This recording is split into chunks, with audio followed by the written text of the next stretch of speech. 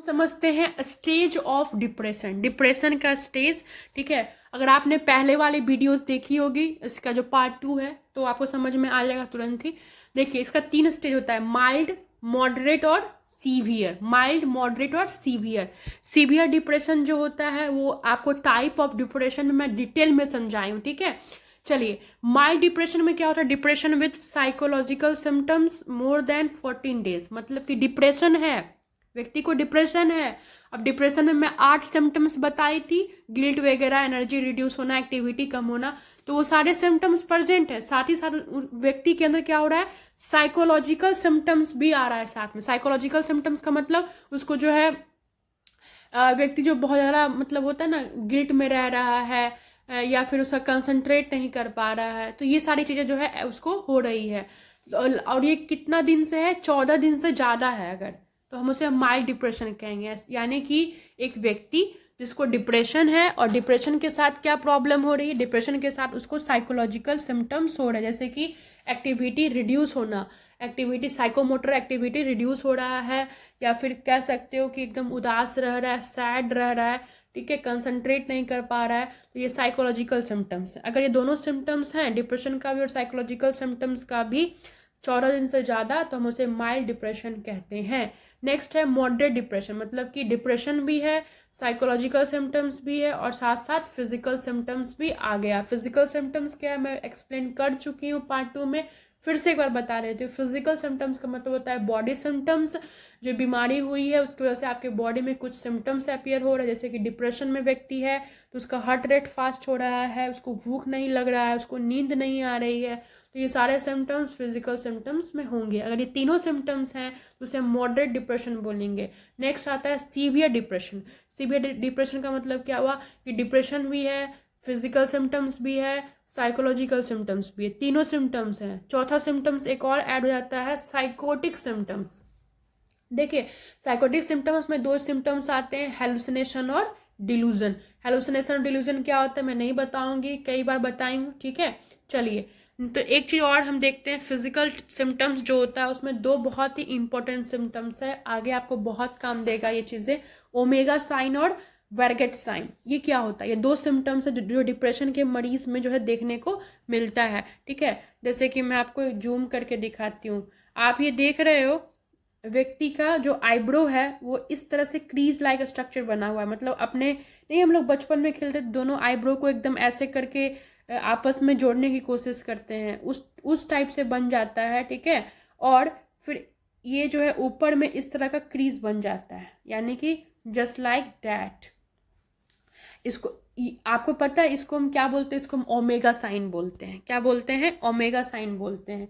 ठीक है, तो इसको हम क्या बोलते हैं? ओमेगा साइन बोलते हैं। किसको?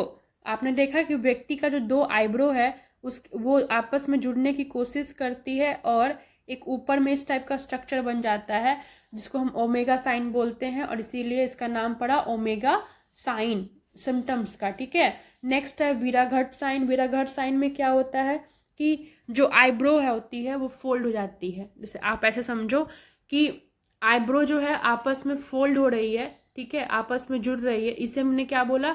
वीराघट साइन।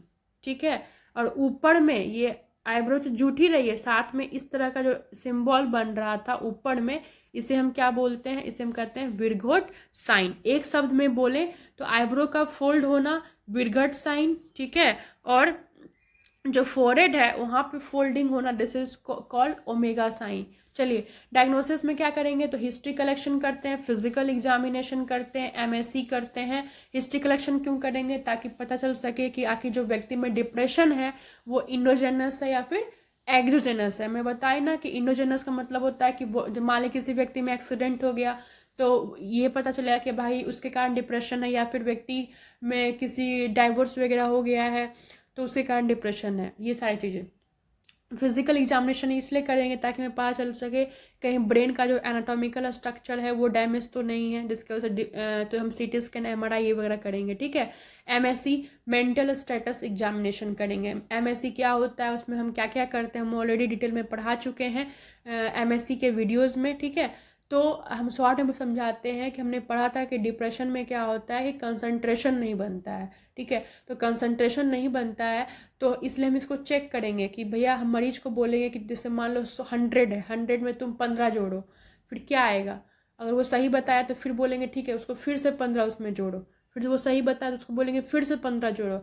तो अगर वो गलत बता रहा है मतलब कि उसका कंसंट्रेशन बिल्कुल सही नहीं है। चलिए अब हम कुछ साइकोलॉजिकल टेस्ट करते हैं, क्योंकि मुझे पता है कि डिप्रेशन वाले मरीज को साइकोलॉजिकल प्रॉब्लम भी होती है, ठीक है, साइकोलॉजिकल सिम्टम्स भी अपीयर होते हैं। तो क्या क्या हम करते हैं, तो Beck depression inventory Hamilton rating scale करते हैं, ठीक है, ताकि हम जो है कितना डिप्रेशन प्रोग्रेस हुआ है, आगे तक गया है, ठीक है, और सिवियरिटी क्या है, ये सब चीज़ हम चेकआउट कर सकें। नेक्स्ट है डेक्सामिथासोन। डेक्सामिथासोन क्या करता है, वो सप्रेस करता है, सप्रेशन टेस्ट होता है जिसके वजह से हमें पता चलता है कि जो कोर्टिसोल यानी जो हार्मोन्स आपने पता ना, नॉन एपिनेफ्रिन, एपिनेफ्रिन, सेरोटोनिन, इसका जो सिक्रेशन होता है वो कितना हो रहा है, ठीक है, ये सारी चीज़ें हमें पता चल सके, यानी जिसे हम न्यूरोट्रांसमीटर बोल रहे थे, ठीक है। नेक्स्ट है टॉक्सियोलॉजी स्क्रीनिंग।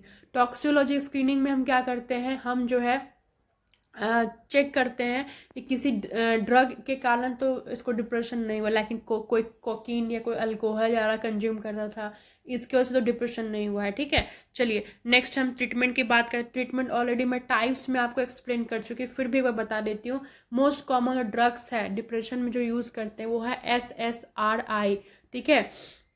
चलिए नेक्स्ट बोलते हैं SSRI क्या होता है, ये आपको एंटी डिप्रेशन वाले वीडियोस में मिल जाएगा। नेक्स्ट है ट्राईसाइक्लिक डिप्रेशन और मोनो एमिन ऑक्सीडेज इनहिबिटर, यानी कि जो मोस्ट कॉमन ड्रग है, या फिर जो DOC है, ड्रग ऑफ चॉइस, ठीक है, डिप्रेशन में जो चलता ही चलता है वो क्या है, anti depression drugs. Anti depression में कौन सा, तो SSRI, ठीक है।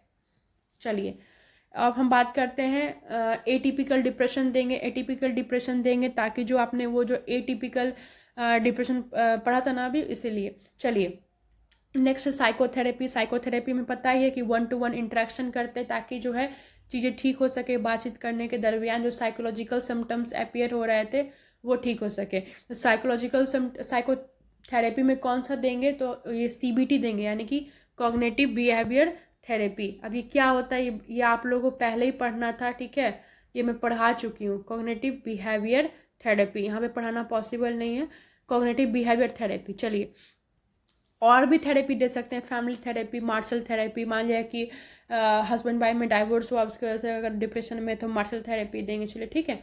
ECT देंगे, सीवियर डिप्रेशन में सुसाइडल रिस्क।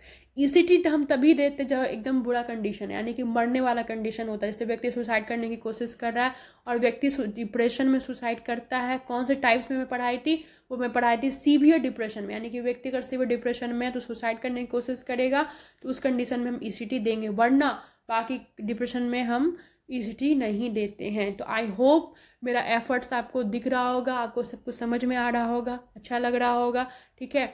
तो बस शेयर कीजिए ताकि लोगों तक इसको हम पहुंचा सकें अपने एफर्ट्स को। Thank you.